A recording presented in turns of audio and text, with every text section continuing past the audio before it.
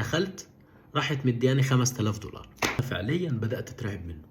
ما كنتش عاوز ابدي سوء النية، قلت يمكن يكون غلبان، بس بدأت اخد احتياطاتي. يوم جه هو واصحابه بالليل قعدوا، بعدين قالوا لي تعالى معانا يا ابو حميد نروح نجيب الشنطة بتاعته.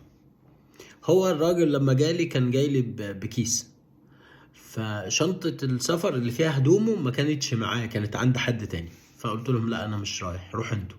فضلوا يضغطوا عليا يا ابو حميد انت ما بتنزلش ما بتتمشاش، تعالى ننزل مش عارف ايه. قلت لهم خلاص ماشي.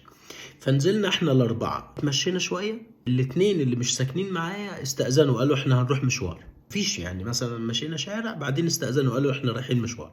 وفضل ماشي معايا اللي هو ايه اللي ساكن معايا صاحب الشنطه. رحنا جبنا الشنطه من واحد واحنا راجعين الدنيا برد وهو في بطء شديد جدا. يا ابو حميد مالك ماشي مستعجل ليه؟ خليك ماشي على مهلك. اقول له يا عم انا عايز اروح الدنيا برد. يقول لي طب استنى نشرب سيجاره.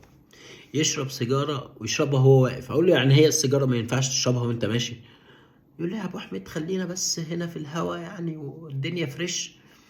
اقول له يا ابني الوقت متاخر والدنيا برد وانا مش عارف انت معطلنا ليه. هتيجي معايا نروح خير وبركه، عايز تقعد انت خليك في الشارع، خليك انت ومزاجك. فين وفين بعدين رجعنا. معرفش عمل كده ليه، تصرفه كان غريب جدا.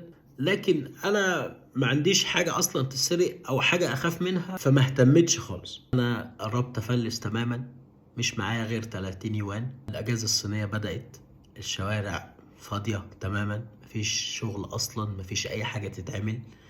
فبدأت نفسيتي تبوظ. رحت واخد المترو ورحت رايح منطقة كده في جوانزو فيها أبراج عالية وناطحات سحاب وبتاع، قلت أغير جو.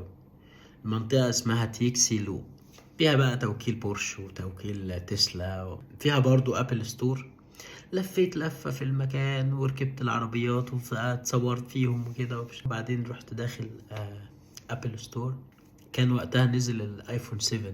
رحت مصور صورة بموبايلي اللي شاشته مكسورة وكل شوية يهنج ويفصل، رحت منزلها على الفيس، قلت الموبايل بتاعي الجديد. أنا كان الموضوع يعني مش بكذب، بس يعني ايه تيمنا يعني اللي هو ان شاء الله لو ربنا كرمني اجيب الموبايل زي كده.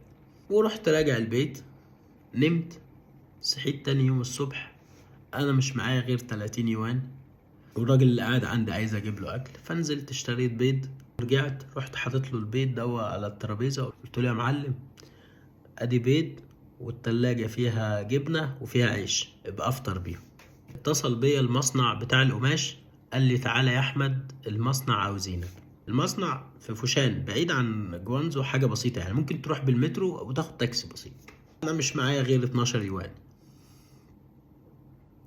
فنزلت ركبت المترو، دفعت 2 يوان، بعدين نزلت اخدت تاكسي.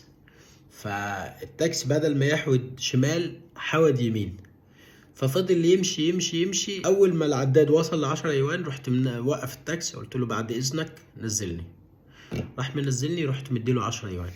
اتصلت بالمصنع قلت له انا مش معايا فلوس خالص واخدت تاكسي نزلني في مكان بعيد، فممكن اخد تاكسي ولما اجي حد يطلع لي بره عشان يحاسب التاكسي. قالت لي يا ابو حميد انت ليك فلوس كتير جدا هنا، تعالى باي شكل.